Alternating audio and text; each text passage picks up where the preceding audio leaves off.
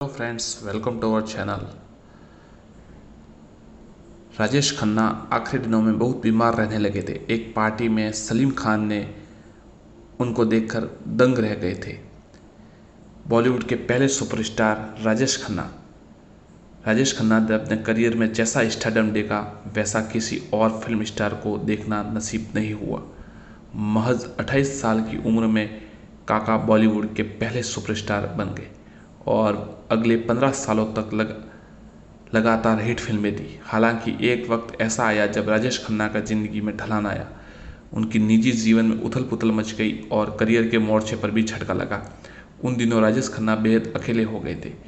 कभी अमिताभ बच्चन को अपना सबसे बड़ा प्रतिद्वंदी मानने वाले राजेश खन्ना तन्हाई में डूबते जा रहे थे। पेंगुइन पब्लिकेशन से प्रकाशित राजेश खन्ना की जीवनी। राजेश खन्ना, कुछ तो लोग कहेंगे, में लेखक और पत्रकार यासिर उस्मान काका के निधन से पहले साल 2011 का एक किस्सा बयान करते हैं। फिल्म डायरेक्टर अशोक त्यागी के हवाले से लिखते हैं कि फिल्म रियासत की शूटिंग हो रही थी। इस फिल्म में राजेश खन्ना का रोल ठीक वैसा ही था जैसा कि सरकार में अमिताभ बच्चन ने निभाया था। जब राजेश खन्ना को इस बात का पता चला तो उन्होंने अशोक त्यागी से सरकार और गॉडफादर दोनों की डीवीडी मंगवाई और बैठकर पूरी फिल्म देखी।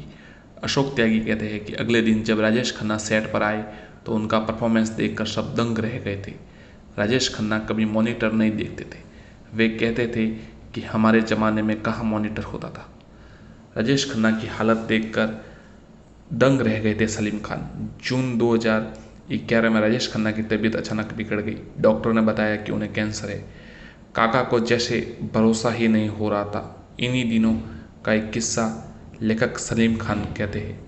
बकौल सलीम खान, उन दिनों वे अपने पनवेल के फार्म हाउस पर शिफ्ट हो गए थे और मुंबई कम ही जाते थे। एक दिन वे मुंबई किसी पार्टी में आए, वहाँ राजेश खन्ना भी थे। सलीम खान कहते, एक बारगी तो मैं देखकर पहचान ही नहीं पाया। उनकी हालत ऐसी हो गई थी जैसे वह राजेश खन्ना लग ही नहीं रहे हो। सलीम खान कहते हैं कि मुझे लगा कि अपने दिल में कोई मलाल नहीं रखना चाहिए। ऐसी हालत में राजेश खन्ना से मिलना चाहिए और चीज़ें ठीक कर लेनी चाहिए। अगले दिन मैं उनके बंगले में पहुंचा और मैसेज भेजा कि मैं मिलना चाहता हूँ। राजेश खन्ना ने अंदर से ही पूछा, क्यों मिलना चाहते हो? हमारी मुलाकात नहीं हो पाई। इन्हीं दिनों एक पार्टी में प्रेम चोपड़ा भी राजेश खन्ना से मिले थे। वह बताते कि मैंने राजेश खन्ना को गले लगाया लेकिन उनका रिस्पॉन्स ठंडा था तो मुझे बहुत बुरा लगा। उन्होंने मुझे इग्नोर कर दिया था, लेकिन मुझे इस बात का अफसोस हुआ कि वह कितने दुखी है। महेश भट्ट ने की थी बहादुर शाह जफर से तुलना।